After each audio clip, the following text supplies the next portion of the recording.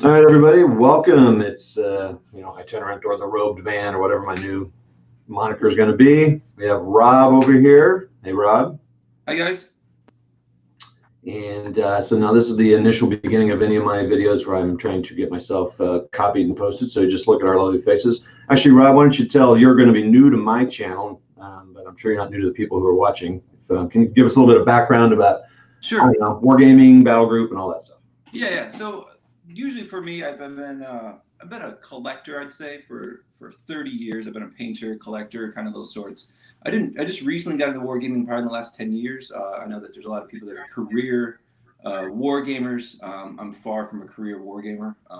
So I've done more. I continue to try to evolve and find the right war game that I've enjoyed the most. So Battlegroup I kind of latched into about 5 years ago.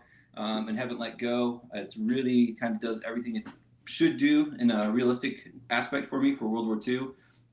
And it's really a game that we really dive into the most with our local group too. So that's kind of the idea behind Battle Group is why we got into Battle Group. We really enjoy that game. We came from a bolt action background for sure. Did a lot of bolt action. So we're kind of looking for something along those lines. And some of my other background is I did a podcast for about 4 years with many different co-hosts from authors around the country, from some good friends down in Tasmania of all places, Australia, Europe, UK. We interviewed people from all over the states too. And we did 175 episodes, 250,000 downloads of that listening. So it was a good run. We gave it a good go.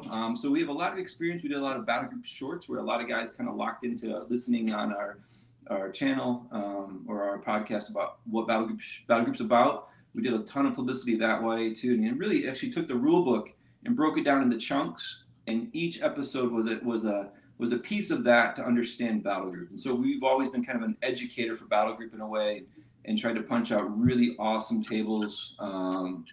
Have a group of guys get together and those sorts. So that's kind of a quick introduction to what we do. Yeah. It's easy to find us. I think our battle group war game rules. I think is our Facebook group. Feel free to join us there for all your tables and stuff too. So I don't know, Todd. What else? What else do you want to get into?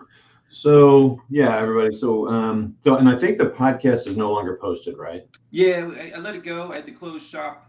We may revitalize it, bring it back. I know that I'm in talks with a couple different people about how to re-release some episodes. Definitely. Yeah, I ran a kind of a business focused podcast for 2.5 years, and Oh, it's a lot of work. And I'm actually at that point where I've been keeping them live, and I'm like, oh man, just paying the fees and all that stuff. the A ton of fee, money? exactly. But It's like a renter's fee. You know, you got to pay it every single. I'm like, I'm just gonna let this go for it. yeah. Yeah, definitely. So yeah, I discovered that when I went to look up. So what was the name of the podcast? Just I mean, it's not live right now, but what was Yeah, it? it's History to War Games podcast. Right. Okay. It was we had kind of started that out. We did a lot of different episodes. We started with theme and historical and rules, reviews and interviews with people in the industry. So we did a lot of different topics, and we're just trying to figure out. I have all the episodes. I'm really considering bringing it back. So Well, they were good, and so there were three things that made me kind of try Battle Group. I'd say your shorts. That sounds weird. Um, my shorts and Joe's Acceptable Casualties YouTube videos. Joe Belcher, And they're still out there. So yeah. if you're interested in Battle Group, go check them out. Joe does. He's probably got the most. He doesn't probably. He has the most battle reports, and also he did a nice 5-part series where he pretty much just goes over all the rules. So that's pretty cool. And then there was a video with Warwick Kinraid, the author, with I'm not sure. I need to find the link to it, but he did a video, like 45-minute video, where it kind of just went over like a real basic game, which was pretty cool. Yeah. So definitely your channel and your podcast was definitely a listen to every episode. It was really good. You guys did a great job. So yeah, perfect. Thanks. So we'd love to see it back on there, but I get it about paying. Yeah, it's just a matter of figuring it out. I do agree with you. I think Joe Belcher does Acceptable Casualties, I think is the name of his YouTube channel. Yeah. And he's gone off and branched off into other periods per se, and for his own personal adventures, I guess, for his different, he's got God's Eyes games and all those gladiator games. We've had Joe on several times on our podcast or on the podcast in the past. So Joe's a great guy. He's out in Colorado. He's a bit of a bubble out there, but hey, we're always open to bring him out here if we could and find out some way to get him to Columbus or even St. Louis. So yeah, definitely. Yeah, he did. Well, I mean, yeah, it's cool. I mean, it's been fun watching him actually kind of start his own company. It's his own rule set stuff, but like gladiator stuff, right? Just real quick, we do have a couple people watching. We have House of Hingus on here. The interview was with Justin of Model Dads, and that's right. That's Mark. Hey, Mark, how you doing, buddy? We'll talk to you soon for sure. Yeah, Mark's he's got a good channel out there. Everybody, YouTube channel, House of Hingus Comics. Go watch him. Two of my favorite hosts in Discourse. A great day, old beans. Yeah.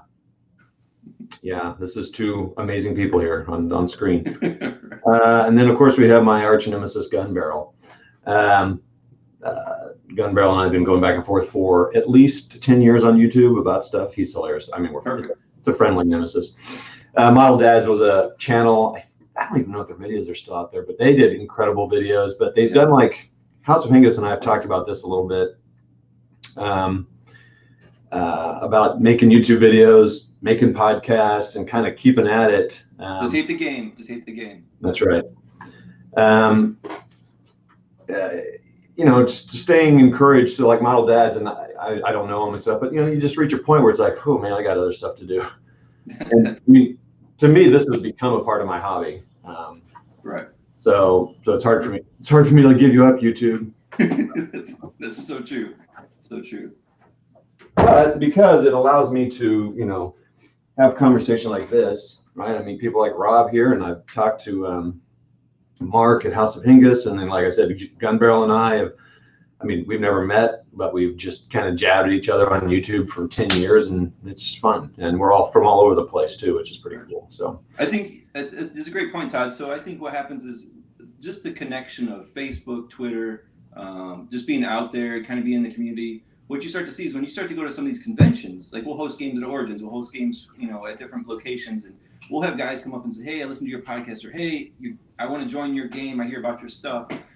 What you actually do is establish some connections all over the country. So when you do have a convention, they come into town for a convention, they're going to stop by the table, they're going to say hi to you. And that's the one piece I really appreciate is guys that come by, want to play in your game, want to hang out for a little bit, or just say hi or say thanks. I think that's a huge plus. And when you, Todd, like you're doing now, guys will just, they'll gravitate a bit to you and say, hey, you know what, I want to do some Battlegroup. This sounds great. So, yeah. Yeah. So, yeah, everybody, this is my first time meeting Rob. I listened to his podcast, and then he and Jason started that Battle. So it's Battle Space Group War Game Rules. We don't need to get into all that, but, sure. But there's also a Battlegroup official page as well on Facebook. But and I just reached out because they do a lot of, he's posted a lot of stuff, and obviously I know he plays. And so what kind of preempted this is I play solo a lot, and especially Battlegroup, I haven't found any local players yet. And I play solo a lot, but the problem with playing solo is you don't know all the rules you're messing up. You don't even know because you're playing solo. And the reason playing face-to-face is, there's many reasons face-to-face is good or better than solo, is that you guys can check each other on rules, right? Like, oh, hey, you forgot such and such. So I kind of wanted to get Rob on here and just kind of like, so let me do a couple things here. Let's see if I can do this with any sort of sophistication here. So as you're searching, I won't disclaim. I'll just give you a disclaimer. I'm not a professional Battlegroup player. I don't get paid to play. So all my opinions are amateur opinions. So yeah, of course, yes. So can you see my screen? Oh yeah. All right. So on the it doesn't take much to search for it, but back when Battlegroup was first created here, let me get rid of that. Warwick came out with a really cool little playthrough scenario thing in the field with Charlie Platoon, which confuses people because as soon as you say Charlie Platoon, everyone thinks Vietnam. It's World War II. Yeah. But it's really cool. It's a little detailed introduction to Battlegroup. So this is when there's maybe some little tiny rules that may be different than what they are right now.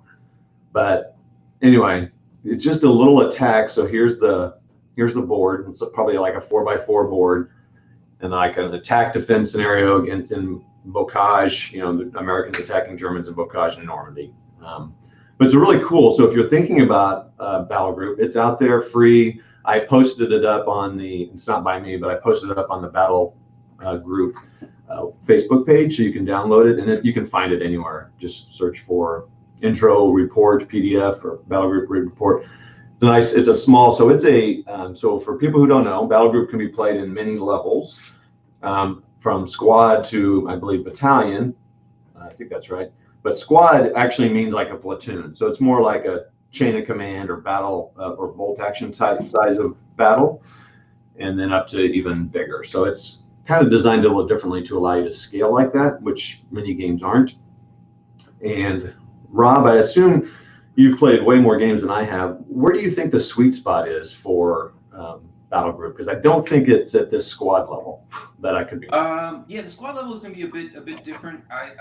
The squad level is more when you roll a d6 for orders. So really, you want to have maybe more than 6 units per se, or 8 units. That's really where you're going to have that sweet spot. So it's going to be for you bolt action players that are out there that play bolt action. I always struggle with bolt action because I don't want to be able to move everything. So if I have 8 units on the table, which is about the same size as a bolt action game, 8 tanks, 8 squads of infantry, 3 MGs, and 3 rifle teams, you already have 6 units there. Anything that's that kind of size, I think a squad game may, if you're used to watching close combat back in 1965 to 75, you're not going to have a squad of 5 men and you're going to be fantastic and you're going to go get the French manor.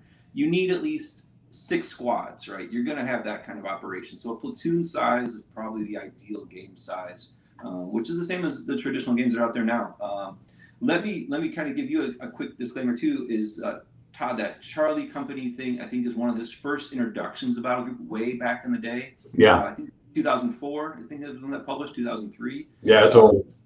Yeah, that led to him writing Kampfgruppe Normandy, I think, right after that for GW. Oh, wow. Okay. And so Kampfgruppe Normandy is actually the first original Battlegroup book. It wasn't called Battlegroup. If you find Kampfgruppe Normandy, it is basically Battlegroup published by somebody else. It is the hardcover book. It's hard to find. I don't have it. I know Jason has it. My co-host, good friend, he's got it. It is a fantastic book. It covers Normandy 100%. There's like 25 to 30 scenarios in that book. Oh, wow. And because GW's historicals went bad, or they let them go, then that's why Warwick was able to jump ship and create Battlegroup. So that's kind of the idea. Is Battlegroup started way back with GW, actually, of all places. And then the first book was Battlegroup Kursk, which I think was published 2012, possibly. And that had the rules and Kursk in it, and that's why it was such kind of a collector's issue for a very long time, because it was a hardcover, and that was his first publication. Okay. Yeah, that's right. I forgot. Yeah, I did the whole GW when GW was doing their what they historicals. Call it. Yep. Special. Guys, the GW historical books, if you get a hold of those, they're like collector's editions now. Guys still play those historicals because they found the games to be absolutely inspiring in all periods of time.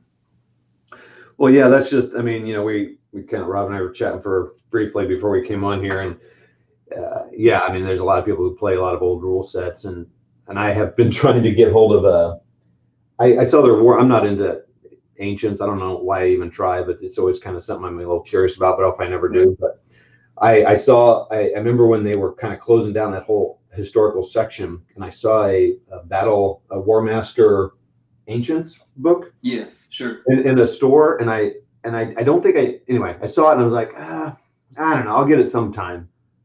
And then like immediately it closed down, and then I remember looking at the store, seeing if they had it. They were out, and I had never seen it since. I'm like, God.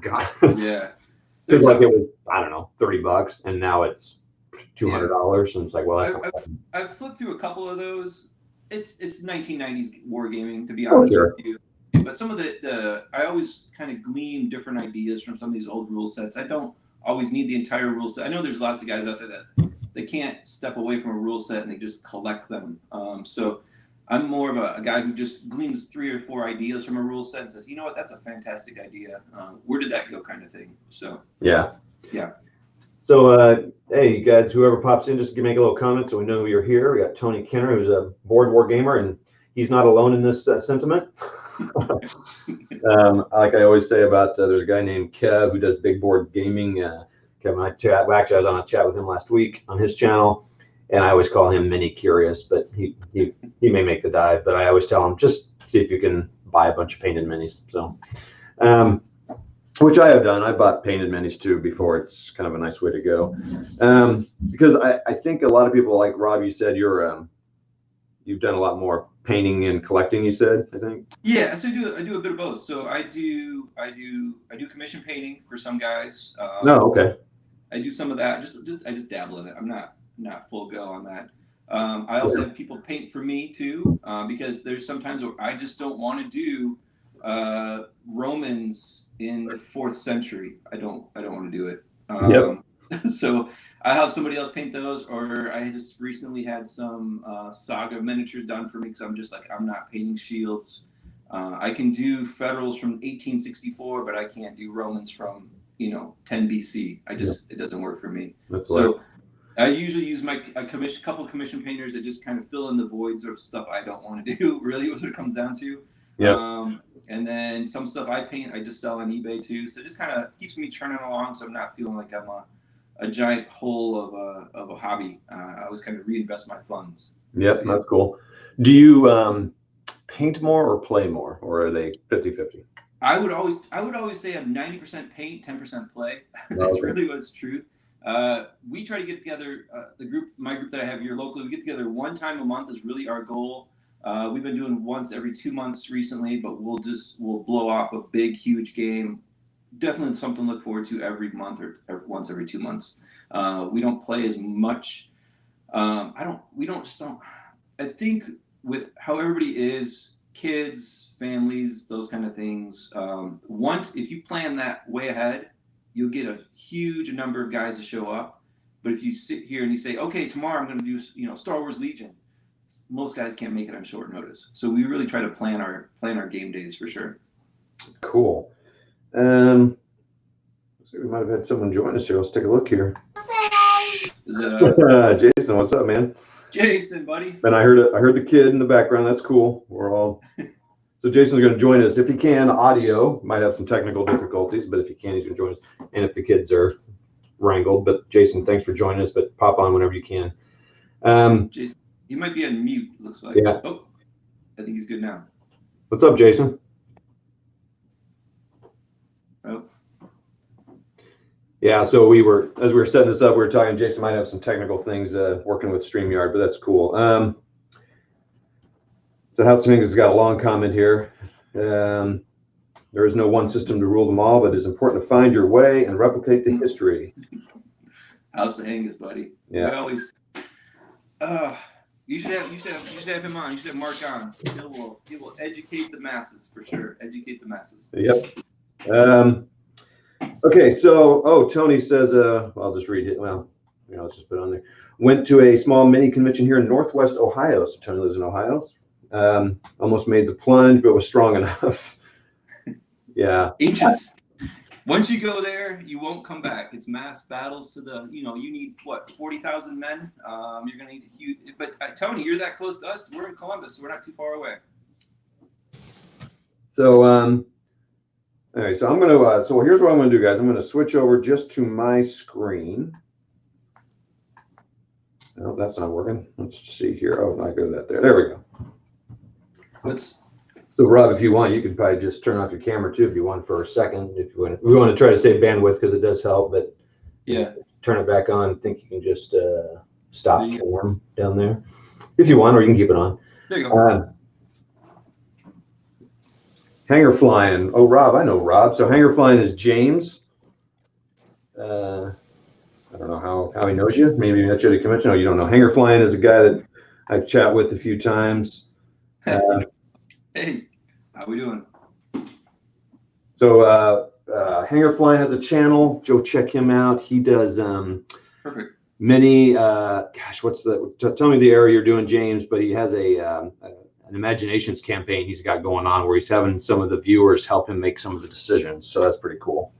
Nice. And I'll tell you, Tony Kenner also has a channel, but it's all board war games. Just kidding. That's all right. But he just played an ATS, which is an advanced Tobruk system. Yeah. So go check him out. Of course, House of Hingis. So what's great is we have a real variety of channels represented here. So you got my lowbrow, just come on here and wing it. Then you got House of Hingis, who like plans out these massive battles, campaigns, very, I'm not scripted is not the right word, but very well planned out and very storytelling, historical as much as he can. Get a lot of history. That's very important to him to follow the history. Then you got Tony, who shows you board war games, similar style as mine, I would say, except for Tony's, classy. Yeah. Hanger flying, met at the 7 Years War. Yeah, perfect. Yeah. That was a great convention. I really want to go back there. I'm thinking about super secret. I might do a Bunker Hill game, 15 millimeters. So yeah, definitely in consideration. I gotta get with Alex, the director. I really enjoy Alex's his blog spot also. So Kabitzkrieger, I think is what it's called. He runs the Alex Burns runs the 7 Years War convention. Great convention if you enjoy anything before the 18th century. So great convention there up in South Bend, Indiana. Cool. All right. Let's see. Jason, are you there? Can we hear you? Keep trying. Yeah. Pipe in if you can, Jason. Tony says he's in Toledo. So I'm going to do one thing here to see if I can fix something here, and then we'll talk about battle groups, some specific rules, and some questions. Perfect. Sorry for all the racket. Bringing in more light. Ooh. I'm in my little basement man cave shelter here. Okay, so battle group is not really a difficult game, I would say. Compared to, I would compare it to like the complexity of I don't know. I guess a lot of the games are pretty similar complexity. I feel like the complexity is similar to bolt action. The rules look big, but they're really just because they're presented so well in these hardback, and some paperback versions.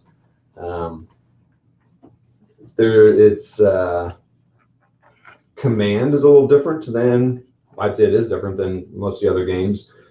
That's how I think, chain of command, bolt action, battle group, that's really on how they differentiate is how they command.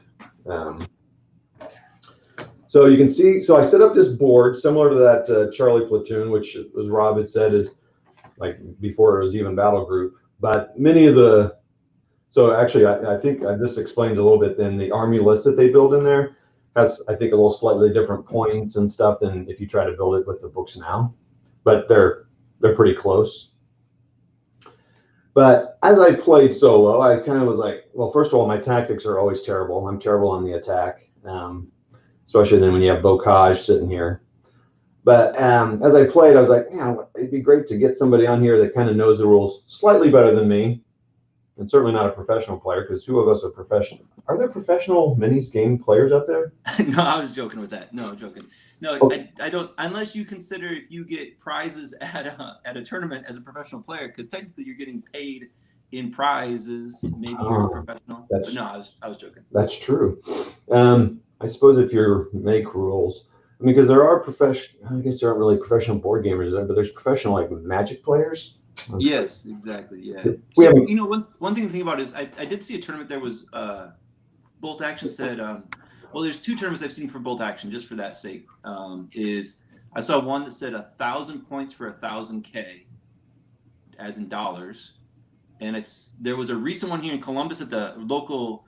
It got canceled in the end. I don't know why it got canceled, but they had promoted that they were going to give $250 to the first place winner. Dang. Cash. And so, but you're saying the other thing was you could win $1,000 army? 1,000 points for 1,000K, which is like you're giving away $1,000. Or you're giving away $1,000 worth of prizes. I didn't look into it, but I saw something like that. That's cool. I feel like that kind of ups the shenanigans, though. the bigger Yes. the bigger the prize, the bigger the shenanigans, because it's like, I don't know. Because then people really are like, I don't know about that. I'm not a tournament player, and I never will be. So Right. the thing I think is best about tournaments is that you get to play a lot of games with a lot of different people and experience a lot of different kind of like tactics and armies, and you just have to learn the rules quick. So I've never heard of a battle group tournament. No, because Battlegroup's more a scenario game. You want scenarios. You want to be the underdog. You want to be the guy who's sitting in your manor in the middle of the battlefield there, and can you defend from the Soviet masses or the American attack or something? Yeah, that's really what it's about for Battlegroup. Cool. All right, so this my original thought with this was to kind of just walk through and kind of just ask Rob, and Jason's able to join us, some like tactics thoughts, and understanding that none of us are professional tacticians and all that. All the disclaimers are always live there on my channel and others, but just to kind of get a grasp of like how they might approach this, and also just kind of clarify some of the rules, because again, as you're playing, especially solo, and I thought, well, it might be a kind of a fun way for people to kind of understand some of the rules and how it works. And like he said, when you play a small game like this, you really your options are pretty limited, because people don't know. So basically how Battlegroup works is you have your army, of course, and in this case I have like a platoon attacking essentially a platoon, and I have one tank, and then supported by infantry, and the Germans don't have any tanks. They just have a anti-tank gun that comes on like on turn 5 or something, based on a roll of the die or whatever. So, but how command works is you roll 1d6 in this case. And so if I rolled that die, and it's a 5, so that'd be good. So I get 5 commands plus however many commanders I have on the table. Please, Rob, jump in at any time I get something wrong. Yeah, you're good. So in this case, I have 1 commander, so I'd get 6 commands, which is great for a small game like this. And in this case, so how Battlegroup also works is when you depends on the scenario, but in this particular scenario, you roll for the number of units that can come on in a turn. And so what's cool is the scenario that you can find out there is what I did is I set it up to how they all their rolls up to that first turn. So I didn't do the rolls to get the number of units in the first or the number of units for the Germans. I just took their rolls as is, just to get some sort of setup, right? And then I started playing and ignoring all their rolls. But they played through the whole game, so if you wanted, you can kind of pace it out, and that'd be another way to learn if you wanted to. In fact, now that I'm thinking through it, I could probably do it that way too. I could just play that game as they did it and help people explain the rules. So anyway, that means you get to do 6 things. And so you can take your unit over here, and I don't actually, I should be looking if you can even see me. Yeah, you can. And you can do, now I'm having a brain freeze. How many actions? What can you do once you give a unit a command? 2 things? Yes. Or 3? So usually what we try to do is, so you pick out a unit on the table. You have 6 orders right now, plus your officer, right? So you have 7 total, right? Does the officer give him 2 orders? No, well, you rolled a 6, or did you roll a 5? I rolled a 5, so it's yeah. 5. So you got 6 total. Yeah, you're right. 6 orders total. How many units do you have on the table right now? Well, right now we just have 3, so we have an abundance of orders. Perfect. So you don't even have to worry about anything right now, because you have more orders than units on the table. So that's the one thing, is it streamlines your head very quickly. Like, okay, I don't need to worry about my orders anymore. I'm good. So every unit on your table right now is going to move for sure. Now your actions are move, fire, move, or fire twice, right? Yep. Or you can do your stored action, which are you're going to be your reserve move and your ambush. So those are really the only options you have right now. You don't really have any transports going on. You get pretty much 5 to 6 orders that you can logically do right now. What I try to do for my new players is I say, pick out a unit right now that you want to move to activate first. So so you're picking out maybe an infantry squad there at the far top of the table there. That unit there, you're going to say, okay, what am I going to do with them is the first question you have to answer for yourself. Yeah. So let everyone understand real quick. So the Germans have a pretty good position. So everything you see here is bocage. So that adds another layer of Perfect. to the map, so to speak. And then these guys have fortified bocage, which is even stronger and harder to hit. And the objectives are here, here, and here. So the Americans have to take those 3 objectives before they run out of their battle rating.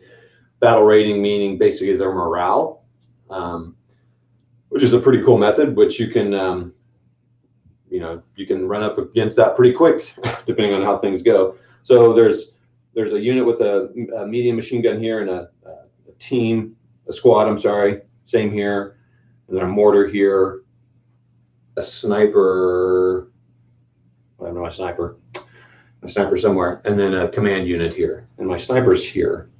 Perfect. Good. So for really quick, for this the viewer's sake, all your MG teams for the Germans are pulled out of their squads. So you're going to have a rifle band squad and you have an MG squad, because the German philosophy for small unit tactics are they work in tandem but not together as one. Yes. And I think, sometimes, yeah, exactly, they're pulled out.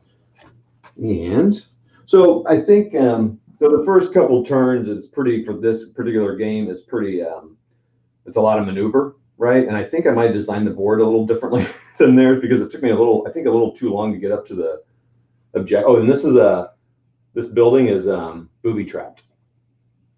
Oh, perfect. So it makes it, you want to get into it, but you're taking a chance getting into it, right? And this is my command unit here. Is that right? Okay. Yes. So basically, in the first couple turns, it's just a lot of movement. However, you do have that sniper here, and he can see. So with bocage, your line of sight's pretty limited, if I'm understanding it all correctly. So pretty much, he can see down into this area here, and you can see down into this area. Mm-hmm. Which for some reason I put my commander right here where they can see him, which is pretty dumb. So I wouldn't have done that. Because the German said at first you'd know where you're coming on. So like Rob said, you'd move them up. And so everyone gets to move. The infantry is all the same movement, no matter who you are, right? It's 5 inches, is that right? Yeah, 5 and 10s. Yeah, there is a rule in Overlord for bocage where it's a bit difficult. And it's always consideration to kind of look at that special rule if you really want your bocage to be truly like Normandy. I've actually been to Normandy. Yeah, you're not really getting over that bocage very quickly. If it's other kind of hedges that you really don't want it to be a deep bocage made out of thickets and stuff, then I would say make it just normal movement to get through them. So it's really your call on how you want to play your bocage. Right. But I would say that the way we do it is you can't really see through it until you get on it. So once you're in it or on it or near it, within an inch of it, you can kind of see through and be seen at the same time. So yeah, great. And so all of these people are up against it, right? Kind of got their holes dug into the dirt, and the sniper. Oh, and the sniper has a fortified sniper or whatever it was called. But is he a scout sniper then? Yes. Oh, okay, yeah, that's another thing. Before the game even starts, oh yeah, and this is something I forgot to do too. So before the game even starts, you start taking battle rating hits immediately. I think you can correct me if I'm wrong. So they have a scout. The Americans don't have any. So the Germans would win that scout battle, as it were, right? Yes. So the Americans have to take a battle rating hit chit. Yeah, definitely. So yeah, you're just out scouted. So if you have one scout, if you have more scouts than the enemy, then I think that you do take a chit just to degrade your morale rating almost immediately. And if that is anything besides a number, you apply that effect immediately at that moment. That's always a chance for that something to happen very quickly. And the randomness of the chits is really where Battlegroup is going to thrive more than any other game system, I believe, at this time. So in this is not. So in this particular game, as I played it, I started pulling 4s and 5s immediately. So I pulled those out of the game. So the chits, everybody go from again 1 to 5. Yeah. So because the battle rating is only like 13 and 14, so it's very small. And so if you have a 5 and a 4, you can be done in 3 turns or 3 pulls of the chits. Right. So I think some people, it's not an official rule, but I think some people pull those out, and so I decided to do that to make it more of a game. Okay, Todd, I'm going to challenge you then. Ready? Okay, yeah, I'm ready. So this is the pressure of that situation. Okay, so if you leave all the numbers in there and you leave it just as it is, okay, as a American or German commander, if you get pinned or you take losses and you fail those rolls per se, your game could be very quick. The pressure of you making the right decision with your men so you don't get pinned is very crucial. Okay. So what starts to happen is, because this game is so small, the pressure is even higher for you to make the right decisions. Now, in a bigger game, the pressure is a lot less because you can afford to take a lot of chits. Now, if you sit there and you pull out, because you said 13 per side, if you pull out 3 5s, that is amazing that you pulled out 3 5s. Well, I don't know if I pulled that out, but it was a 5 and a 4. Which is fine. But what we actually do is we sometimes I get a hard time from the guys about it, but I throw in double chits. So there's 100 and I think there's like 90 chits. I have 180 chits in my bag. Plus I throw in like an extra 10 breakdowns, an extra 10 mind strikes, just because it's a randomness of that battlefield is such, you don't know if there's mines, you don't know if there's breakdowns, your tanks are gonna not be perfect. So always, I get what you're doing, but I always keep that chit bag really quite full, because if it's going to be a quick game, you know what? I've got time for a second game if you want. It's really, I want to see if you pull out 3 5s, and if you don't, you're going to pull out 3 1s, and this game just got a lot longer. So tell me again, how many chits do you put in the bag? Say that again. I do double, so it's going to be, I think, if you truly look at the chits are 1-inch chits, and the only reason there's as many as there are because it fits on one full sheet in the back of your rule book. Yeah, so right. You have 1, 2, 3, 12 by 8, so 12 times 8. That's how many chits? I think that's 96. 96 chits is the standard amount of chits in a bag. I do 96 times 2, so 190 something, and then I add in another 10 breakdowns, another 10 mind strikes, and I got just a giant pool of chits. So ours are buttons, so we use the buttons from Historique, and we just throw those all in a giant dice bag and just make it go with it. Cool. Yeah, I've seen those, and then I've seen some of the wood ones, and right now I'm just, because as I was trying the rules to see if I wanted to play it, I just cut I just copied or whatever the ones out of the book, and there's paper, but perfect. Pulling them out of my my KU mug. Sorry, people who hate KU. So Todd, really quick. Todd, Jason says he's in the backstage. Can you put him in the front stage? Oh, okay. Oh yeah, sure enough. No wonder we couldn't hear Jason. Sorry about that. Jason's on. Oh, he's muted. He's on mute. Hey guys, how are you doing? Hey, you arrived. Hey, thanks, Jason. Sorry about that, man. Oh no, I apologize for being dumb. Welcome to the club. Yeah, it's a big club, but we're all friendly here. So it looks like your game is going fantastic. Yeah, well, thanks, Jason. Welcome to the live stream here, and ID Jester as well. Thanks for joining us, ID. ID's got a great channel, a lot of sports, some board wargaming. Go check him out. So, Jason, thanks for joining up. You want to just give us a real brief history of Jason and wargaming? I've been wargaming since I ran out of firecrackers and wasn't allowed to blow up models anymore. So I figured it's time to do something else with them. I was probably back in the mid-90s, and it's just kind of grown there from since. Rob and I met maybe 2 years ago, 3 years. Man, how's your little guy now, Rob? Probably 4 years now, huh? Yeah, I know, because he was just getting ready to come out when I met Rob. So yeah, time flies when you're having fun. So we've been playing Battlegroup pretty regularly for about 4 years now, and I think it's come to be the rule set that we like the best for World War II. So it's great to see you doing some live stream on it and talking about the rule set. Cool. Well, thanks. Thanks for popping on. Okay, so Well, so what's interesting? So I like the concept of keeping all the chits in. That's good. And it really is good to play the rules as written for a few games until you kind of work it out. So let me just tell you, so just so everybody knows, we're not gonna play this whole little game out here. I'll kind of fast forward stuff and to get some of the more tactical and kind of rules questions that came up while I was playing. But the first one I pulled out was confusion. So this for outscouted. Yeah, for being out scouted, I pulled confusion out. So see, they didn't even take a hit in that way. I'm not sure what confusion does. I'd have to look it up. Yeah. But So as a German player, we're gonna be a German player right now. We're gonna put it on your command squad really quickly. Put that shit right next to your command squad. So the Americans put it on their own? No, the Germans have pulled it because they outscouted the Americans.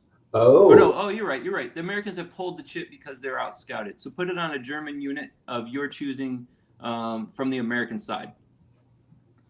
So, and would I put it on their command or just any unit? Put it on any unit you think that's going to be their most effective unit. Well, right now it's going to be the sniper, I think. Perfect. Put it on the sniper. All right, so it's placed. Now, Jason, here's the question.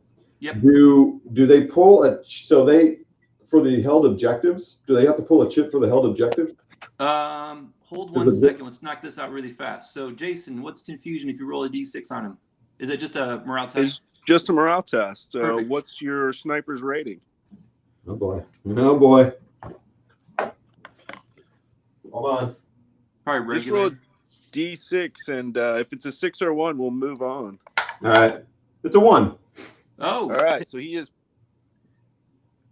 So what's that mean? He's pinned. Yeah. Oh, awesome. Pin him out. Perfect. He's pinned. Now let's cover your objective question. So where's your objectives really quick for your table? Here. Okay. Here. And here. And that the scenario I set up says the Germans control all 3. Okay, perfect. So we don't really pull. So that's a mistake we made way in the beginning. Is we pull 3 chits for all those hold objectives. You don't. Technically, in the scenario they're holding them, it's up to the Americans to get them off of the objectives. So you don't really get that extra pull because you hold the objectives up front. It's up to the Americans to kick you off of those. So right now we don't have to pull a chit. There is a part in the rules that says in defender status you hold the objectives until you lose them. You don't get to pull chits for them. Okay, that might be a change that was made from that original set. You know what I mean? I think in the scenario example they do take that. So yeah, Jason, you got more knowledge on that? I'm only thinking that there isn't a all objectives, because if you hold all the objectives at the start or at any turn, you win the game. But I think if you start as the defender and you're holding the objectives, you don't start pulling counters. So we could take a look at that. Maybe post it in the on the Facebook link just to double check. Okay. Well, I think you can't if you hold the objectives in the beginning, you can't really get the benefit of you haven't really taken them, so you don't. Yeah, no, I agree with you there. Like, and honestly, in a really small game like this, if you pulled 3 counters at the very beginning, there's some chance the game would be over. Right. Even before it started. So yeah, okay. That'd be fun. Okay, so when I originally played this game, I thought Jason, I don't know if you heard, so this is fortified bocage here. So it's even harder to hit them than regular bocage, which is already hard. And there's the German commander's here, and then a German sniper here. And then this is a house that's booby trapped. And so my original thought was, and so now this is more of a tactics question, right? I thought, well, let's go up this side and sweep around and get behind the fortified bocage. That didn't work. And I was going to put my commander in here because I do have 105 millimeter artillery available to the Americans, but he can't see anything until he at least gets up into this house. But I suppose he could see if he got over here, he could see that bocage there. So that's just kind of a tactics thing. So this is kind of more of I was also interested in getting your guys' opinions on how you would approach this. Go ahead, Jason. Jason, go ahead. With that much terrain, it would be tough. I'm just curious, like how many points, how many BR per side, just to give me some perspective on how much stuff I have to lose. It's the bad thing is the Germans have more. I mean, I could have done the army list a little wrong, but it's like 14, 13. Okay. So Yeah. it's more like a squad level engagement, or a small platoon. I think realistic tactics help. Get that observer someplace where he can see the Germans, and do what the Americans always did: make a little bit of contact, and then call in the 105 battery and pound them out. That's exactly true. What's that saying for the Americans? They just drop artillery every time they make contact. Yeah, I mean, and that's call up the Shermans too to help you do some direct fire. Because Bocage was hard to fight through, so I think we know that. And then even game where the Germans are set up with their MG42s or 34s, it'd be a tough game for you. So, pointed if you haven't done well with the Americans. Yeah. So sometimes when we look at these kind of tables like this, we all have these grand master plans that we're going to come flying down the right flank, swing across the middle of the field, and sweep up the whole enemy up their whole flank. It's going to be over, and it's going to take 2 turns. I'm going to be able to do that. If you technically, I think your table's 4 foot by 4 foot. Yeah. You move 10-inch movements at the most. If you stopped and fired at any point during that time as you ran across the table and then made a giant left hook, just like Longstreet did at Gettysburg, it will take you all day to get there. Yeah, especially Bocage. Right. And then even top of that, you're going to make contact at some point. It's going to slow you down, and you're never going to get there in 3 hours. Yeah. So that's really kind of how I think about I think about if you have a table like this, concentrate your forces, put them exactly how you would historically, because you're going to lose men in the Bocage. Absolutely. Yeah. And make contact and fire and maneuver is really what you have to do in Battlegroup. You can't just throw men out the front and hope you can get across that plowed field and not take any casualties. The Germans are going to displace to the hedge, really what you're going to do. Once you see where the Americans are moving, they're going to displace and have you caught in the open, and then you're just going to lose all your men. Yeah. So. Exactly. So it appears to me, so here's what I did in that first game. I put my command squad, I moved them into the house, and they survived the booby trap check. So that was lucky. But as soon as I got up here, I sniped them, and and again, I could have done that wrong. We can kind of maybe go over that kind of rules, kind of go over the sniper rules here to simulate that again. But I basically I lost my command unit in the second or third turn, and then I had no artillery. So I was like, well, son of a. Yeah. And sometimes what you see with the sniper, we're kind of a bit, with this game, you got the snipers pinned. I think your command squad was in the center of the table there. At the beginning of this game, you had 6 orders, just kind of swinging back to the beginning of what we're talking about. Yeah. So, you have technically 3 units. You need to move them into cover. The sniper doesn't automatically hit easier. He just spots easier. His hitting is the same as everybody else. Okay. Interesting. All right. So it sounds like what I'm hearing is, so if you get up to the Bocage, yeah, I kind of like the idea of still, I mean, either way, like you said, sweeping around, it's, I don't know, 1/2 dozen the other, whatever. Yeah. But I do like the idea of concentrating. Go ahead, Jason. You do get a Sherman tank with a dozer. Now, just ignore that this is the wire flailer. Just ignore that, everyone. But I can't see it anyway. But so that's my Sherman with the dozer. And by the way, this is 15 mil, everybody. That's why you can't see it. All right. Well, so let's just start moving up here so we can kind of go over some of the rules. Let's kind of go through tactics and rules. And so let's say we concentrated the units coming up. The cool thing is that, so if that sniper's pinned, can he do anything? No, he's done for the whole turn until the Germans can clean off that pin. And the interesting thing is, so if I were the German player, can you set up your guys in ambush, like immediately, or do you still have to give them orders? So when they start the game, they kind of would be like this first turn, they couldn't do anything, right? Because the Americans start out and. Yeah, unless special scenario conditions allow for them to start a couple guys on ambush. Yeah, they still need orders. Yep. All right. So really the Americans have kind of the first turn to do whatever they need to do. So let's concentrate forces and let's move the guys up. And so I also think I might have designed the table a little wrong. Like I think maybe this might have supposed to have been a little bit more this way, but whatever, right?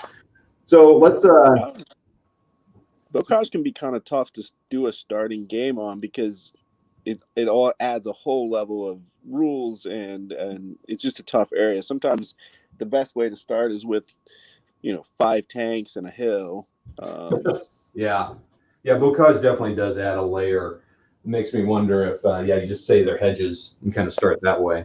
Jason, I was trying to think of that rule that was an overlord for the Bocage. You have a special rule for Normandy. I couldn't remember what it was. Do you remember what it was? Let me take a peek, but it's tough. So I've got the Bocage fighting here. Oh, you have it? Yeah, page 13. So everybody knows it's not familiar. So Battlegroup has. I'm looking at Battlegroup Overlord Beyond the Beaches. Perfect. Yeah, that's exactly the one. So so it's a separate book, everybody, than the main rule book.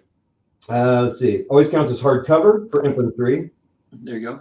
In, behind, or against. They also have ditches, so that's kind of interesting. So if you're even on the both sides of it, you get hard cover because of ditches. But like I think Rob, you were saying that there's kind of different bocage, right? It's not necessarily all bocage is not the same. Yeah. So you could probably fudge that a little bit depending on what you wanted to do. Yeah, what we do is we swing between soft cover to hard cover and to I think fortified position, which is what you have on your hedges, are 4 pluses, which is your save number. You're saving on a 4+, so you're technically hard cover basically already. You're not really covered, which would be your 3+ cover save. So I think 4 is legitimately perfect for bocage.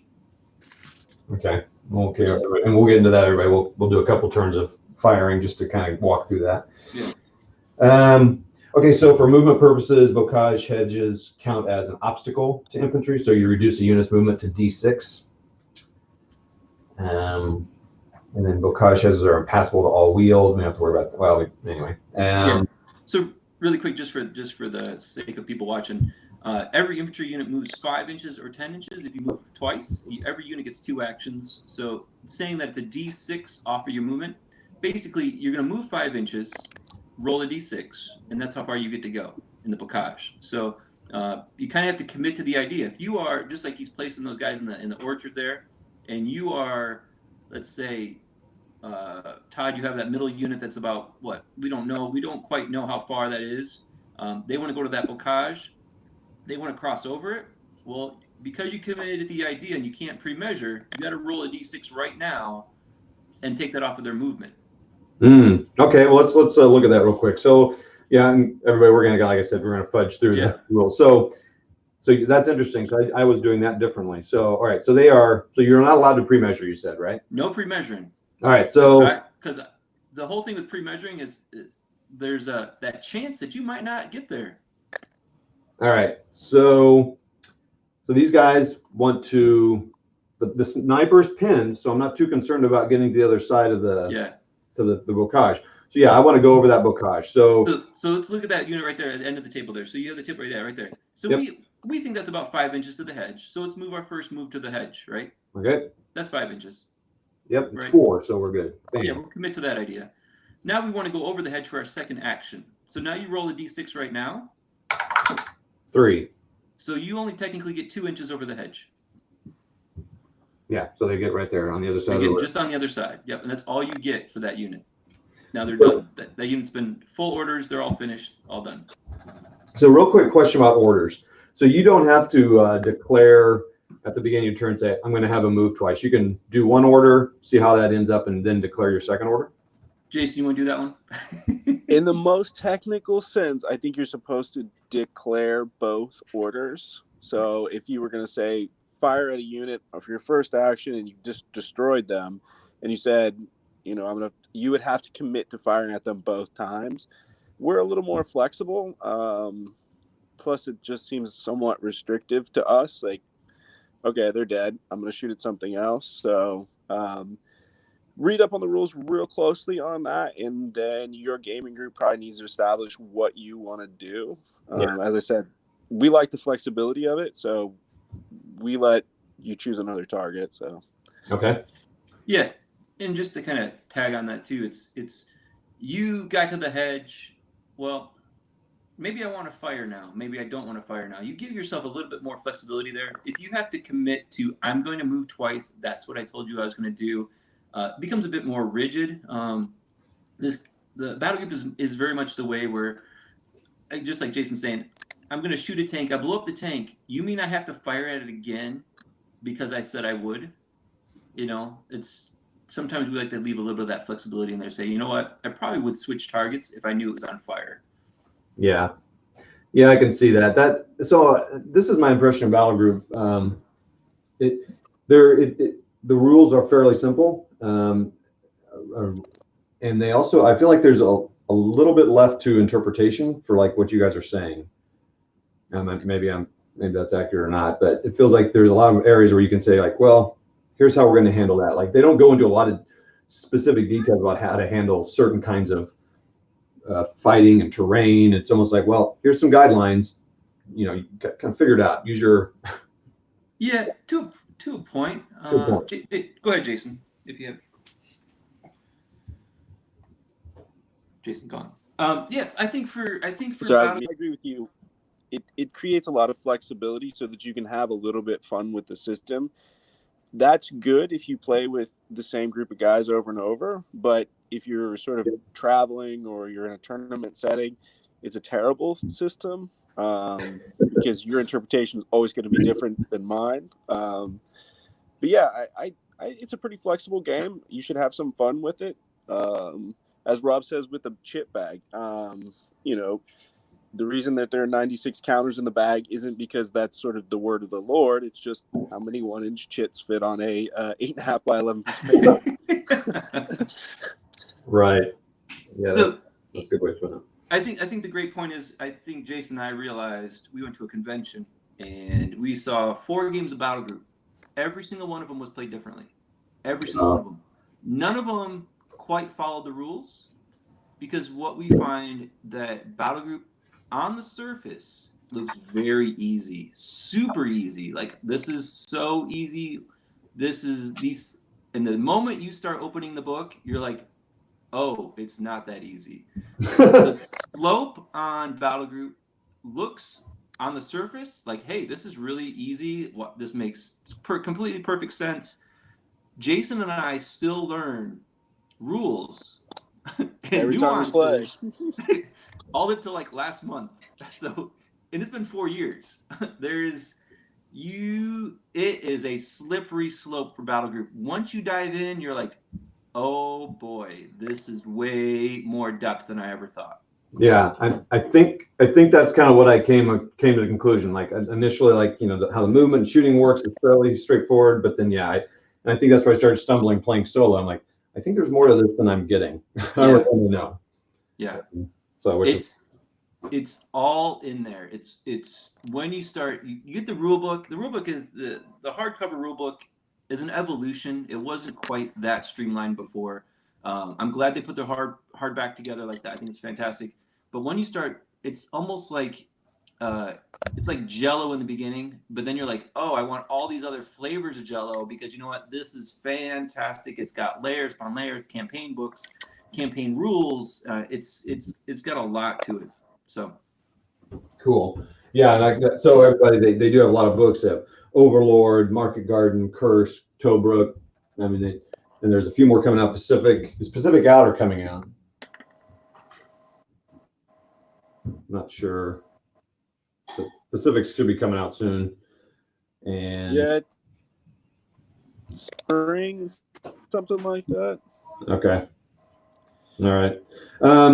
Okay, so let's talk about now. So that's kind of the movement. Let's say these guys moved up here.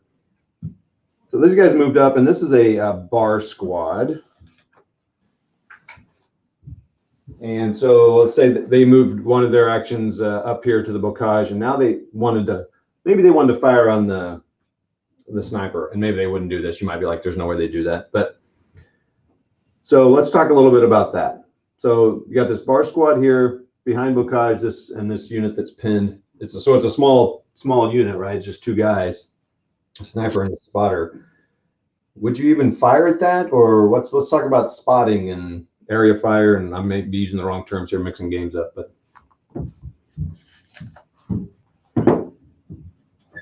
Jason, go ahead, Jason, take it. he's muted. I think he's probably sorry. I'm chasing wrangling. bandwidth around the house. So. Oh, gotcha. All right. I don't want to lag you guys. So I'll grab it really quick. So here's the thing: is you would probably want to fire on that sniper, because if you inflict any kind of possible hit on him, he could probably disappear very quickly. That's the first order of business is priority targets here. You don't have any other targets. Nope. You need to leapfrog across that plowed field before he takes out some of your dudes. That's the other piece of this. So spotting him, we know the numbers so quickly that it's going to require a 6 to get there to spot him. First off, you're a base of 4. He's a sniper scout because he's a 2-man team, so he goes up to a 5, and he's also under 3 men, so then he turns into a 6. Okay, so everybody, so you have to spot. So you have to spot to do what's the fire called again? There's 2 types of fire. Well, you only have to spot on direct fire. Yep. So there's aimed fire, or suppressing fire, and suppression fire, which used to be area fire. Now it's called suppression fire. Okay, so suppression or aimed. He's already pinned, so really suppression fire wouldn't do much, right? Unless you rolled perfectly and maybe inflicted a casualty. But Jason, you're a suppression fire guy.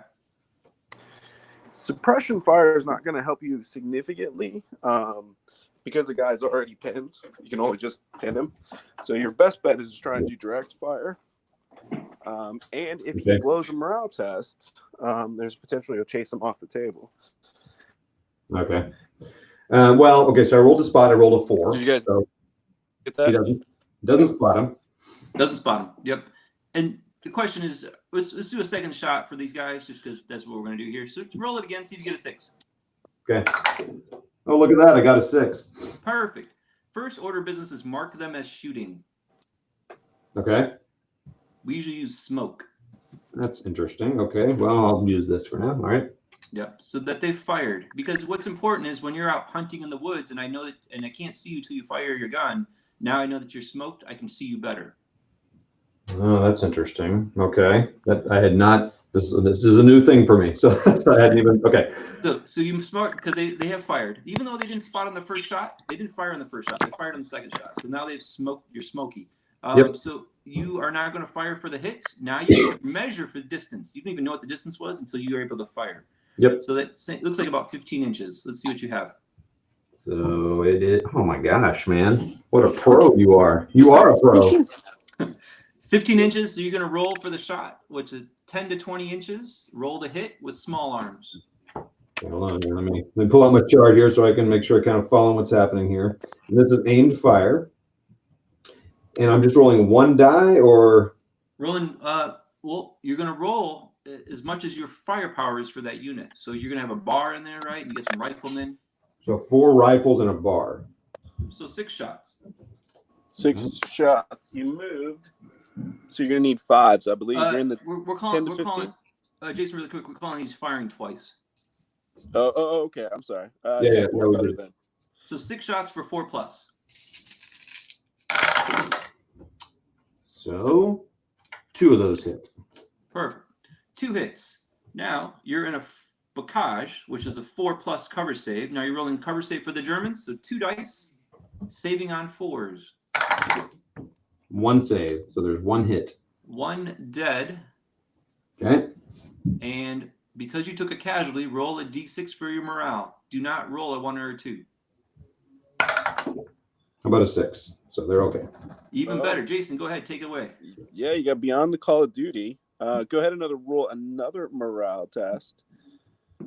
Oh, man. Beyond the call. I thought, okay. 6. All right. You get a free action, free move, free turn with this guy. So he can take up to 2 actions. So he can shoot back. He can fall back. He can do whatever he wants. So here's a question. He's pinned. Does he get to do anything, or? So this is a little bit unclear. Some guys just give him his 2 free actions and they start blasting away. So I'll take over for Jason. We're losing Jason a little bit. So here's the thing is with that, even though he's take the guy and Jason, we're losing you a little bit.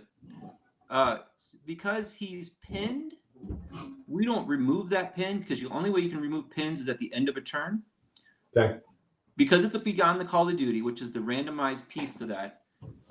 Jason, you got your bandwidth back? Not really. I hate living in a small town. Go ahead, take it away. I haven't said much, so you go ahead and take it, Jason. No, you go ahead. I think you're good. Go ahead and take it really quick. Well, you got it. Oh, did you guys miss my entire time? Yeah. So yeah, you got so there's some confusion as to like what you do in the test, in the sense that you with the book Beyond the Call of Duty test. Some guys pull the pen and that's it. Some guys just give him his free action and he stays penned. We generally just give him his free actions, so he can move out of the area, he can shoot back, he can do whatever he really, what you would do normally in a turn. Yeah, I like the idea of keeping the pin on there, but kind of letting them do something, because that pin's pretty important. Yes. And getting that pin off for a Call of Duty test. Well, I mean, it was random. I guess I could see it either way, but. Well, for Beyond the Call of Duty, it's not truly a pin removal test for you.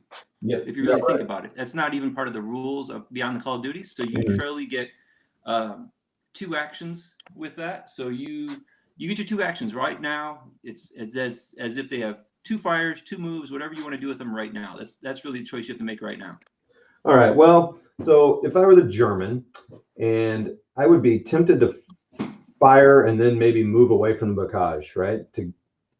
So, well, that's one thing. Or you're saying you can fire twice. So let's say he fires twice, because we got these guys that are out in the open. They went across the bocage, and then we got these guys that fired on him and hit him. So let's do that. But he's just got one rifle.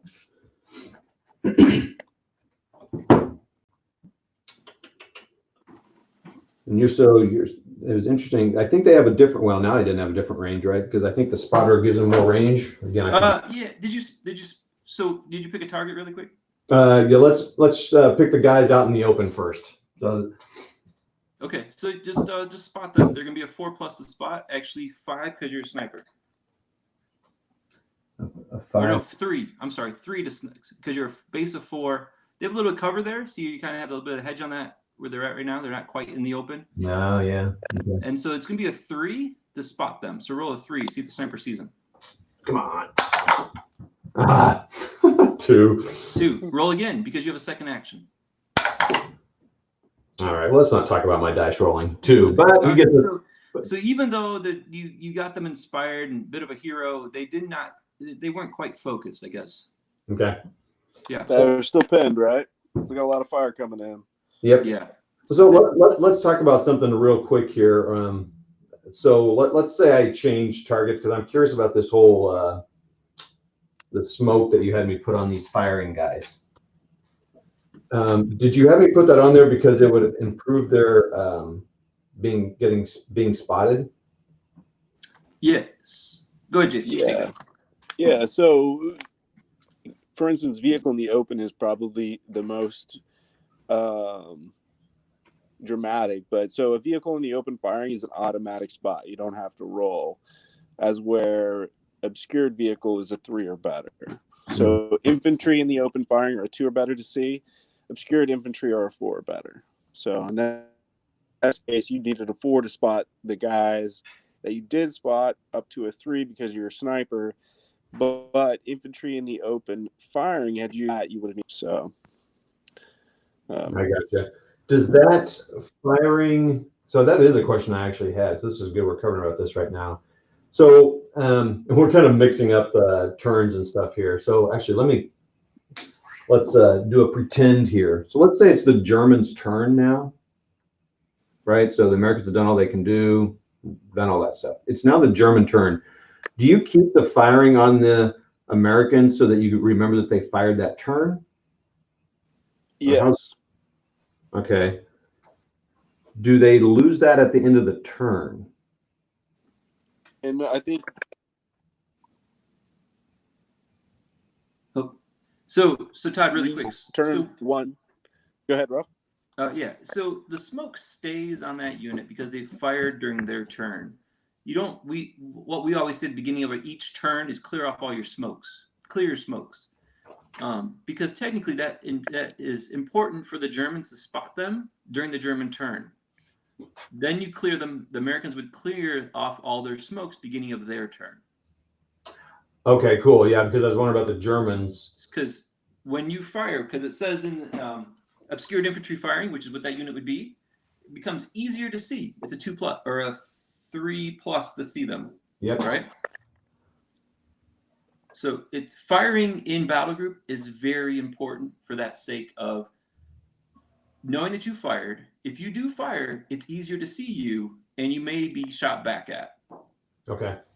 The really one this comes into play is, let's say you're a bunch of tanks and you're going across a field or through some terrain. It's not always ideal for a tank to fire because then you're easier to target. Yep. Interesting. Okay. Oh, that's cool. So you clear that this is awesome. So, yeah, because when I thought about the smoke and firing, I thought, well, wait a minute, that kind of gives the defender or the guy who goes second the advantage, but you would take it off the Germans at the beginning of their next turn. So it's kind of like, that's awesome. Cool. So just to clarify everybody what we're talking about, firing again makes it easier to spot you. Americans fire. So during the next German turn, they can still see these guys because it's kind of simultaneously happening. It's, I think, something we all struggle with sometimes. The game, the life doesn't happen in turns. Let's cover this. Jason, how about you cover this? I think it's a good topic for you. Is why is there not smoke in Battlegroup?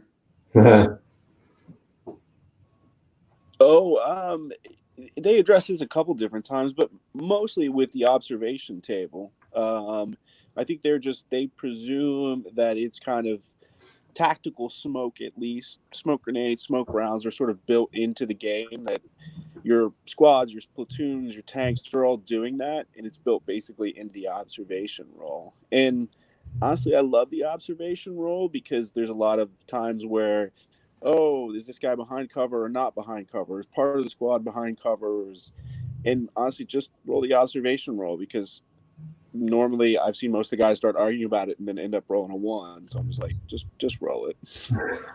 Let the dice decide whether or not my little man's in cover or not. So right. No, it's perfect. That's exactly it. So, I've seen some comments like, well, I want my British 3-inch mortar to fire smoke and have a smoke screen so I can charge across an open field. Yeah. Also, don't fire your guns as you charge across the field, and you'd be a little bit harder to see also. So it's really that question of, you don't really need to have all that smoke going on the table and all, those kind of things. And yeah, the game's so much cleaner without trying to have an entire round dedicated to, smoke. We already know a few of those guys anyways, and they've already got plenty of time. Yeah. Perfect. All okay, right. So let's talk a little bit. Let's kind of move so let's talk about, because we're coming on, we've been on here, I can't believe it, like over like an hour and a half. So that's what happens. This is what happens when you get on these kind of things, and you just keep rolling to your, maybe let's give another 10-15 minutes here, and then maybe we'll revisit in the future. I think this is going to be a great learning piece for a lot of people. All right, let's talk about observing for mortars and artillery. So let me just put a few more guys on here and kind of make it a little bit more interesting here. Let's say that these guys are here, and so this is the German command unit. Remember, everyone, and they have a mortar unit over there. And let's say this command unit got into the house here. No problem. Don't worry. So this is a booby trap building, which is kind of a cool thing. It's a whole roll and all that stuff, but we're not going to worry about that now. It's pretty straightforward. But anyway, all right. So let's talk about the Germans first. So the Germans have a mortar. I think it's 80 millimeter. Let me check. That's okay. So tell us where your German officers at. Okay. Huh. Can't suddenly find my mortar. So the commander here. Todd, you don't need it. We just need to know where your officer is. We Yep. gotcha. Okay, he's right there. American units here that he wants to hit. Perfect. Jason, And mortars over here in the wood. Jason, go take it from there, I think. So your officer can see the team, so that's good. Contact with the guns. So your officer needs to make a communications test for 3 or better. Got a 3. All right, good. So you got a hold of the guns. And we missed this, but you're so you would reduce your order. Jason, we're losing your bandwidth again. I'll help you. You need to do a priority check. So you're going to position your spotter round. So take on near the target, or whatever your target point was. Yep. So that's your spotter round. Perfect. So let's clarify, everybody. So it takes an order to say I need to spot, right? Exactly. Yep.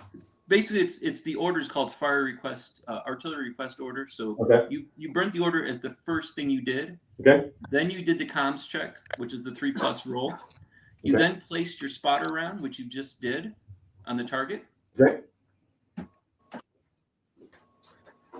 Is it spotting? Is one order? Because I mean, one action. It's the whole thing is just. It's a full order. It's a full turn to do that, so you can't do it twice. Gotcha. Okay, so they've done that. All right. You've marked your spotter round. Yeah, it's the unit. He's going to go deviations next. Yeah, deviation. Okay, deviation. So roll a d6. 2. So that's a normal scatter. So go ahead. Do you have an arrow die or anything like that, Todd? I do. I don't know where it is right this second, but I have a D10 that I use and just kind of go with the direction it lands. Okay, perfect. So this is your direction. So 2d6. Oh, hang on. You don't even measure yet. Wait. It's 2d6. That's what the 2 represents? 2d6 in a random direction. Okay, so it pointed that way towards the camera. Okay. Geez, 2d6. So that first deviation roll is the number of d6 I'm going to roll on deviation. Well, the problem with having this, we'll explain really quick here. So your deviation roll was a d6. 1 is a 4d6 in a random direction. 2 through 5 is a 2d6 in a random direction, and a 6 is 1d6 in a random direction. So okay. So that was that roll. So now you've rolled 2d6 in a random direction. You place your smoke marker now in a new location. That is now where the mortars are going to land. Okay. So what you'll have here is, in late war, you can cancel that. In early war, rounds on the way. You can't cancel that. Oh, interesting. Okay. So we're just going to let this go because you should have the rounds on the way. So how many mortars do you have off table for you? This is an onboard mortar, by the way. You got 1? Yes. 1 mortar. So you get 2 dice per tube. Okay. It's because you always have 2 fire actions per unit. So you get 2 fire actions. So 2 dice. You're going to roll 2 dice right now and see what happens. So real quick, and that takes another one of your orders, right, for them to actually fire? Yeah. Now you burn the order for your mortars. So you burn a total of 2 orders for this entire round of events. Okay. And I scattered, and all right, so I rolled 2d6. I got a 6 and a 2. Perfect. Oh, that's good. Direct hit. So you have a direct hit with the mortars, which is a 81 mortar. I think is I don't have the HE effect on that. I have it here. It is 4 for 4. 4 for 4. So you got 4 dice, needing 4s or better for your hits. Okay, so here's what you can do. You're going to assign your direct hits to the closest unit to your smoke marker. Can it be a friendly unit as well? So take your 6, grab your 6 that you had, put that exactly on the closest unit to that smoke marker. Okay. Whoever it is. It's the sniper. Put it on the sniper. Poor guy. Now, you've assigned all your direct hits. Now assign your pinning hits, which is now going to be the other one, which is a 2. Put that on the sniper also. Oh, really? You don't? Okay. It's concentric. So you go closest to farthest, assigning all the hits and the pins to those units. Okay. So everything goes into the sniper. All right. You do your direct hits first, and then you worry about the pins after that. So let's do your direct hits. So you have, just like Jason said, 4 for 4. So 4 dice for 4+. For the direct hit. For the direct hit. So do you take into account cover or anything like that? Not yet. Well, that was a great roll. 2 1s, a 2, and a 3. So no hits on the direct. You missed. Come on. The Germans missed their. Yes. But then they have a pinning hit. Or a. Right? Yeah, go ahead, Jason, with the pinning hit. I think it's very light? Yeah, so it's going to be on infantry is a 5 or better to pin him. So roll a 1d6 for a 5+.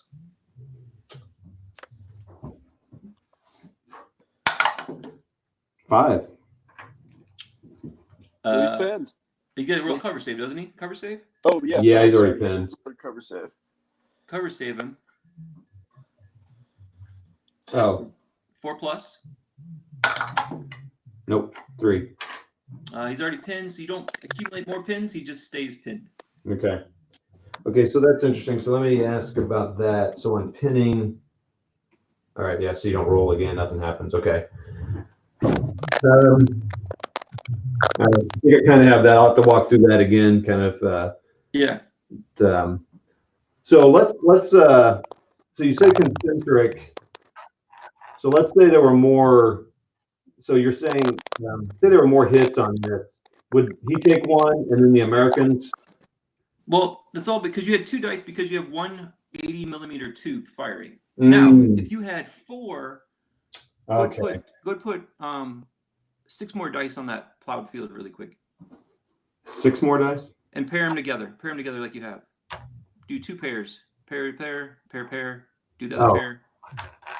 Like that. Okay. So let's say you had 4 105s, 105mm German guns off table.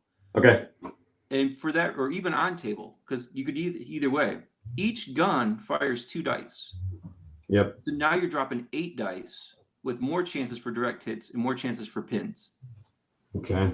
So a 1 mortar by itself isn't super effective, but when you have a mortar battery or even a heavy weapons, platoon of mortars, which would be 4 guns or 4 mortars, now you are more serious. Gotcha. Okay.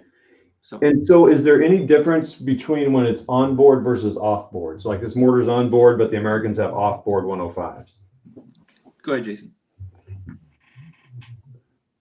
Or we lost Jason. So what the big thing is, when you have off board versus on board, you get a benefit of BR when you put it on the table. So you're actually going to raise your BR if you can put the 105s or the 81 mortar on your table. If it's off table, it's just a point. That's it. You have to add it to your points. It's not a BR benefit. So you're still rolling basically the same test, a comms test of a 3+ for it to come on. It's just not on the table. It's really the question of, do you want to model that and put that on the table, or do you want to leave it off table and be more of a direct asset for that unit, battle group? Gotcha. It doesn't affect comms test or anything like that? The comms test will always be the same, no matter if you're on table or off table. The comms test stays the same. That's really the question of improving those comms tests. And this is where the officers come into play. You'll have different officers that help you pass those comms tests. Motorcycle riders are automatic passing of comms tests. You have forward observers and those kind of things that pass on 2 pluses. And so you have some opportunities to make it so it's a lot easier to get through your comms test friction. Gotcha. And then certain armies, for instance, the French and the Russians in early war, instead of making that comms test on that sort of generic 3 or better, I believe they make them on 4s or better. Yeah, 4, 5s even, I think, even for early war for French, yeah. Yeah. Wow. So, and then if you really want to go very inexpensively and you want to worry about sort of making the priority check, you can purchase modules of off-board artillery that are just, they're not dedicated to supporting your group, so they're not guaranteed. Yeah. Right. Okay. Which gives you a bit of that, almost that Vietnam flavor, where you're not quite sure if you're getting a Sky Raider, a 105, or something else that's coming on the table. And so in World War II, you don't even know what would be available for your battle group, and you might have, you know, you could have air chit come in, you could have anything that is really like a random artillery request. So cool. Do you want to do another quick artillery barrage just to get a little bit more familiar with it? Let's do that. So the Americans have a 105, so let's use that. They have two 105s, I believe. Perfect. Okay. So and my commander's here, so he can pretty much see anybody. Yeah. So pick it. So you're gonna make an order for him right away. So you can burn an order. Yep. That's the first order of business. You use the fire request order, and then you will pick. You have to roll your comms test for it to come in. Okay. Sorry, guys. Let's say it's a 3+. 3. Perfect. And then you pick your target. I think I'm going to go for the commander since there's only one. Let's get rid of those guys. All right, Jason. This is your deal. You take it. All right. Roll to see how tight your barrage is. D6. 3. Normal. Go ahead and roll your D10 for your scatter and 2D6 to see how far off you are. So can you land, like if I have my deviation die, there's that exact, right? You hit it spot on. You guys. He doesn't include that in the rules, but I'm sure that you could probably add that. It would be nice to sort of have that, bam, hit that target right on. So. All right. Well, again, it's kind of go back this direction. All right. But I need to roll my. Let's see how far. And you said it's normal? Yeah. So is that 2? 2D6, yes. 7. Sniper again. Let's just for illustration's sake keep it on make the commander closer. It's 7, so it's gonna be the sniper. But I want to hit a unit with more guys, and I don't know, just different. Yeah, that sounds good. All right, so you're right here, and the command unit's the closest unit. All right. You've got to issue your orders to your gun, so that'll be 2 more orders out. And then because you've got 2 guns, you'll have 4 shots. So again, you're looking for you roll 4D6.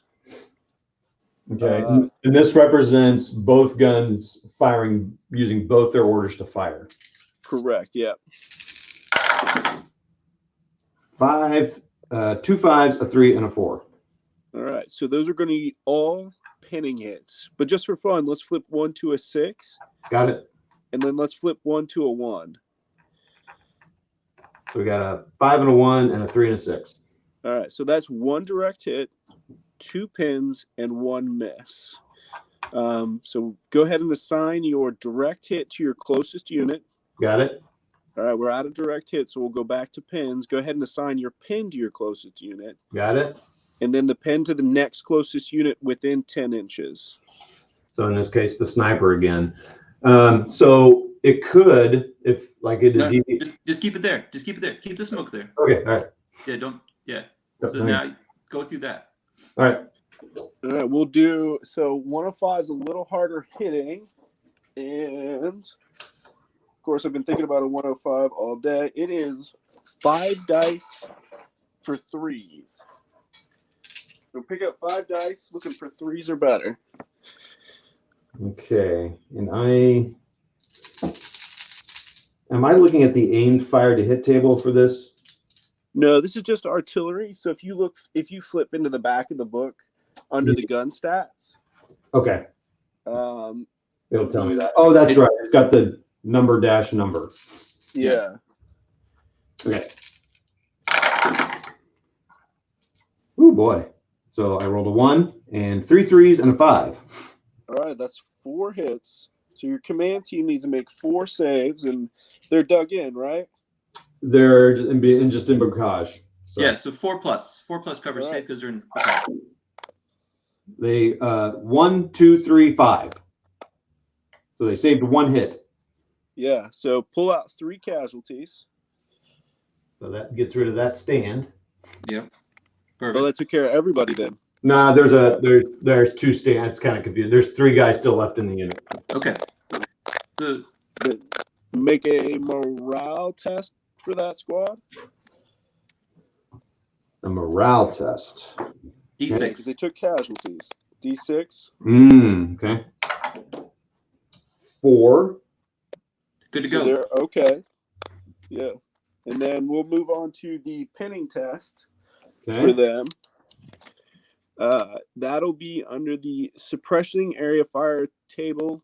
And it's just kind of that section at the bottom that says medium gun, HE for medium gun. So these are infantry, so you need a 3 or better to pin them. I did not. I got a 2, but let's pretend I rolled a 3 so we can. No. Nope. Okay. Just chill. Yeah. So that one squad, the closest squad, doesn't get pinned. Now roll for your sniper. Yep. Same roll. 3 or better. 1. But he's 1. So Okay. he's pinned. Not pinned either. So. Oh yeah, you're right. Yeah. Area or fire for effects was what? 3 German casualties. 3 German casualties. So not too terrible. No, not bad at all. Basically, it knocked it down to half. Yeah. So the question is, what would happen if you had rolled a 1 or a 2 for your German command squad, okay, on your morale test for losing your casualties? The whole squad would have disappeared. Oh yeah, let's look at that. So because you passed that morale test with losing casualties and you rolled a 4, you're good to go. If you would have rolled a 1 or 2 and you're below 50%, you're gone. The 50%. Okay. So, but normally, if he wasn't under 50%, he would have pinned. He would have just pinned then, yes. So, if he was already pinned and I rolled a 1 or 2, would he have routed or surrendered? He would have routed if he was below 50%, yes. Or if he's already pinned, you rolled another pin, he's gone too. Yes. Okay. So that's what happened to my command in that first game. They were pinned, and I rolled, and then they hit route surrender. Perfect. So, hey Todd, I think this is a great introduction so far. I got to roll. Yeah, that's cool. But it's fantastic. I'd love to revisit. I think this is a great learning time, and I think I would like to do it again. Jason, I think this would be great. Great to do this again. Yeah, I would agree. I will be kicking the kids off all of the digital devices, and I will be here on time. So, guys, I just want to really appreciate you coming on. Jason, working through your technical stuff, I get it, and kids, I have them as well. So, guys, I really appreciate the time and helping me learn the rules, and hopefully helping everyone else learn the rules a little better. And yeah, I agree. Let's get this on again so we can get Battlegroup some more love. Sounds great. Yeah, Look forward to it. Thanks, guys. Thank you so much.